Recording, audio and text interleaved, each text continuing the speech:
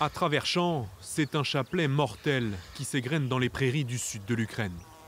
Identifié par de simples fanions rouges et blancs, d'innombrables mines ou munitions non explosées jonchent les prés. Au volant de son tracteur, Volodymyr a déjà été blessé à 2 reprises depuis début mai, après avoir roulé sur 2 engins explosifs à 5 jours d'intervalle. Cette guerre n'a pas de fin. Les côtes meurtries, la peur au ventre, mais reprendre l'activité coûte que coûte. C'est bon, tout va bien. Le lendemain, j'étais de retour au travail. Bien sûr que cela m'effraie, tout le monde est effrayé, mais nous devons le faire. Nous avons peur quand nous travaillons dans les champs, quand nous nous déplaçons sur les chemins et quand nous rentrons chez nous. Lyubomir Rirka a été pendant 3 mois sur la ligne de front. Au hameau, l'heure est à la reconstruction. Ivan et sa famille possèdent 700 hectares. Son cheptel a été volé pendant les 6 mois d'occupation russe et les combats qui ont permis la libération de la région de Kherson ont laissé sur son exploitation des carcasses calcinées, des caisses de munitions et des champs semés d'engins de mort.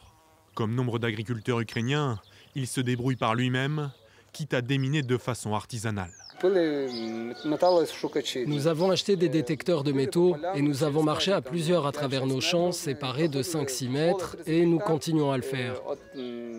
Dans un champ de 30 hectares, on peut récupérer de quoi remplir une remorque entière d'obus. Quand nous sommes face à des obus de tank ou des roquettes grades au sol, ce n'est pas aussi dangereux que là où ils ont posé des mines anti-chars.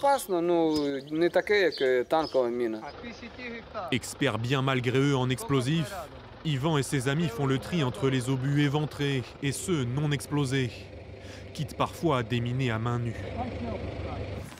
La moitié de ces terres seraient désormais, selon lui, dépolluées, prêtes pour que Andrei, l'agriculteur, sème des cultures tardives.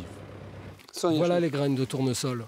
Acheté à crédit, un pari sur l'avenir pour espérer que 15 mois de guerre finissent enfin d'altérer le rythme des récoltes.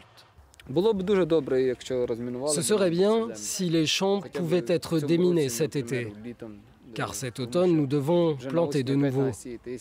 Et dans 1 ou 2 ans, les mines vont s'enfoncer plus profondément dans le sol. Et alors, quand serons-nous capables de déminer? Mais tous n'osent pas, comme Ivan, retourner au champ.